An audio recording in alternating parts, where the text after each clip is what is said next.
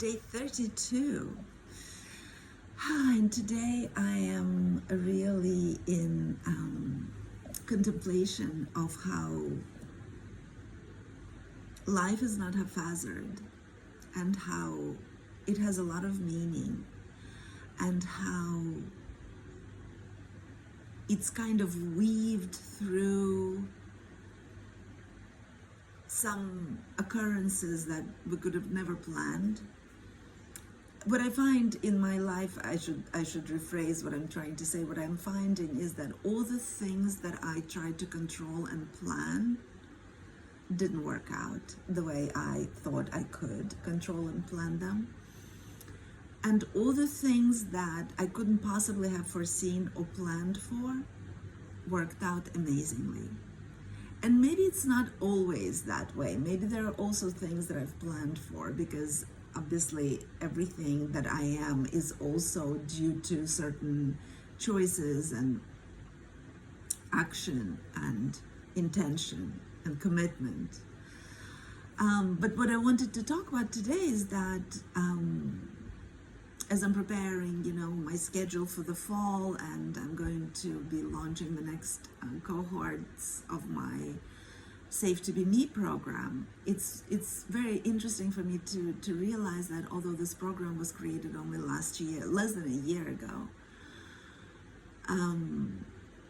it actually was in preparation for almost 6 years, because 6 years ago, in June of 2016, I started meditating.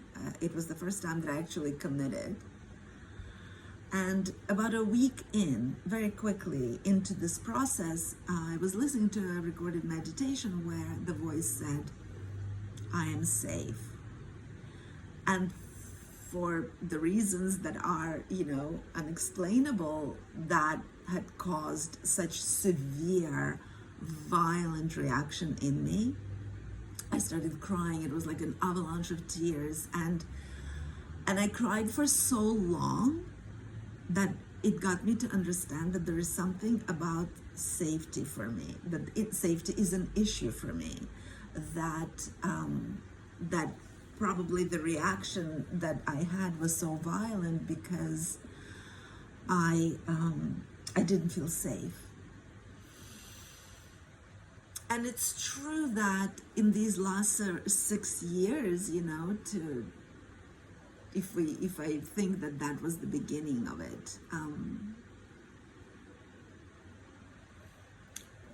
I never thought that I would create a program around that. I mean, my path has taken me to all these other places, and I was talking about relationships, and I was talking about love, and I was talking about me versus me, all this stuff. And finally, I remember so well, it was last autumn when this program sort of came to me, and Safe to Be Me just came as a title. It was such an easy kind of title, and the moment it came to me, I was like, of course, this is it. That's it. That's what I'm trying to do. And so safety for me, because of course the program Safe to Be Me is about feeling safe to be all that we are. So for me, Safe to Be Me means I am safe to express myself. I am safe to bring all the discarded parts of me online.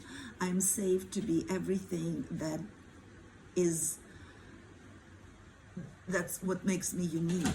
I'm so much more than just a good girl, a nice girl, a perfect girl that I was trying to be all of my life in order to please people in my life, in order to belong, in order to get love. So safety to be me is, I'm safe to be me regardless of what other people think of me, regardless of whether they will accept me, whether I'll be able to integrate their group or not. That my being whole, my being fully myself is so much more important to me than belonging with any other group or in any other family, you know, or any, because basically all of my life I tried to please, I tried to belong. And to be safe to be who I am is just, it was so precarious, it was so precious, so rare. I really didn't even know who I was. And safety, you know, if I think, you know, do you feel safe? When do you feel safe? I think a lot of us will think of external expressions, you know. When we think of safety, security, stability, it's all about money and maybe other people's love or other people's acceptance or other people's treatment of us, or walls or guns, you know, external things. And what life has taught me in the 56 years that I'm in this incarnation is that money comes and goes. You know, I've lived through several changes of countries, changes of circumstances, and I've observed especially that money can come and go several times within a lifetime. So the stability of money was never the thing behind which I could hide in any sustainable way. Walls, buildings, you know, that can crumble, that can be destroyed, that can be burnt, as a friend of mine recently experienced. Her apartment was burned down, the whole building was burned down. So that didn't feel like a stability anymore. Love of another, I write about that so much, because how sustainable is that? I mean, we can only try to cultivate it and we can give love, but can we really expect love from another in any sustainable long-term way? We can hope for it, but we can certainly not count on it. So everything that we were taught, even laws, you know, let's take laws like the judicial system. I mean, laws can be repealed, as we saw recently, and so everything that we were, and governments fall, and you know, revolutions happen and coups d'etats happen. So everything that we were conditioned in our society to, where we were conditioned to seek safety in other people, in money, in all these things outside of ourselves, in my life experience, came out as unreliable. Not only is it unreliable, it's completely out of our control. In great measure, it's out of our control. So for me, the whole voyage to saying to myself, I am safe,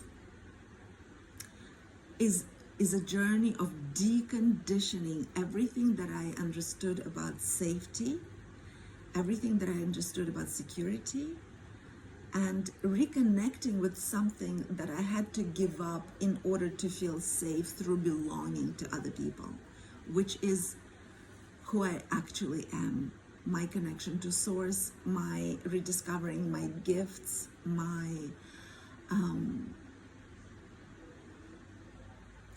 generating my own love so that I can nourish other people with it, but not necessarily demand that they give it back to me, you know?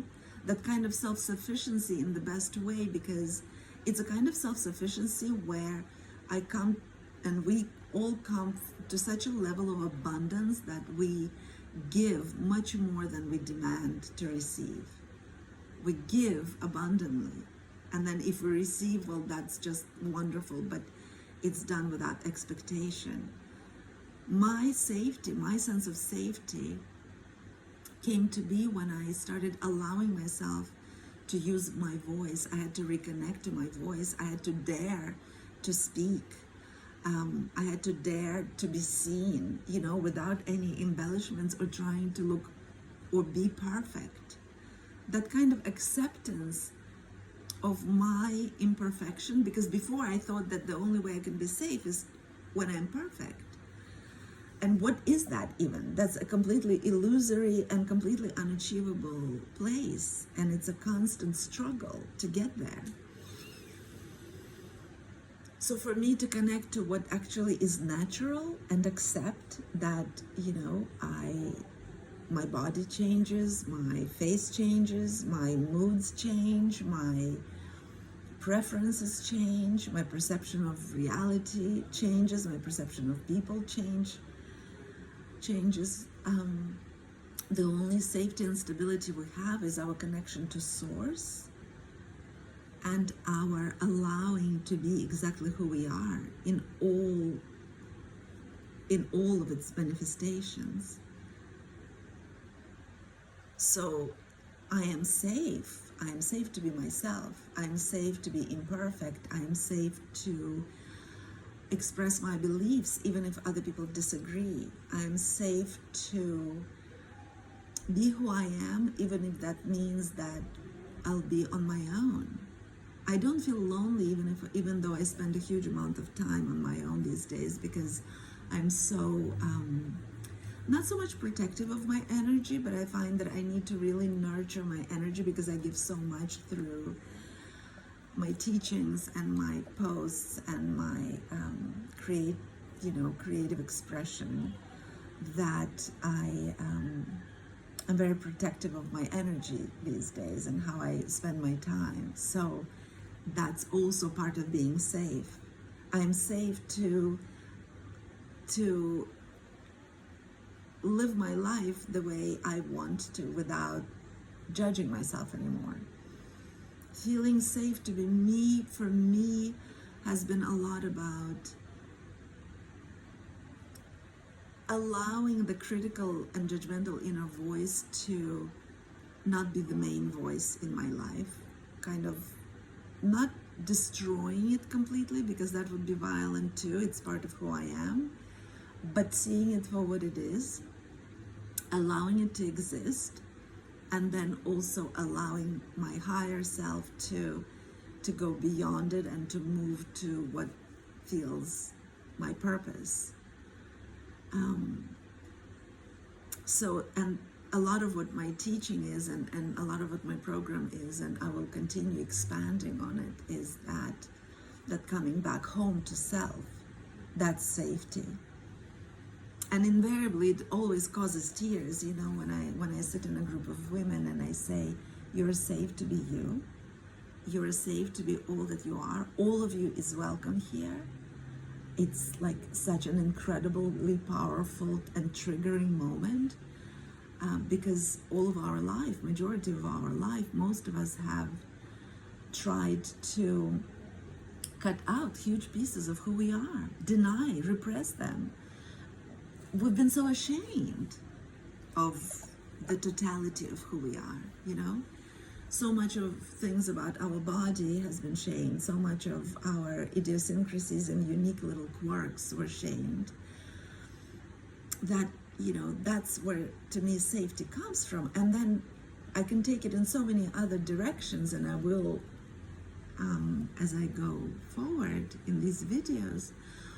But what I noticed is that when I started allowing myself to self-express more and more things that I didn't dare to say before, that rearranged my whole life.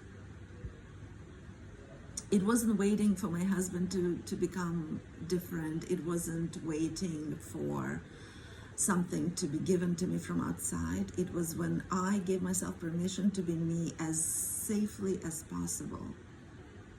Life started rearranging itself around me, and breadcrumbs were given. And today I realize that I am safe. All those years ago, that phrase that triggered a million tears, it was that first breadcrumb among many, many that led me to where I am today, where so much of what I talk about is safe to be me. And that phrase has become such a signature phrase for me, because even when I do one-on-one work, or even when I speak to my own girls, for example, when it has nothing to do with work, I'm always on mission now, though, so I guess I'm always in that kind of expression, self-expression. I often say, safe to be me. Safe to be me, it's such a different thing than what we thought safety to be. Safe to be me is to be as fully you as you could possibly be, as fully me as I can possibly be. And you know what? I think it's also a journey that is a lengthy one and maybe never ending, because I can only be fully myself to the extent that I discover all these suppressed parts of myself. And I suspect that I haven't completely brought online all the pieces of who I am yet. I think there are still aspects of myself that I haven't fully understood and haven't fully integrated yet. So it's, the journey toward safety to be me, it's a constantly evolving and shifting one as well. Yeah. Really, really interesting to think about how, my life is weaved through these moments of insight and clarity, like that moment all those years ago, I've written so much about safety in my journals, and then to, end up creating a course that's called Safe to Be, I just feel it's so symbolic and somehow magical as well, and awesome, awe-inspiring. Because there is there is this meaning, whether we get it or not, there is this overall larger meaning to our lives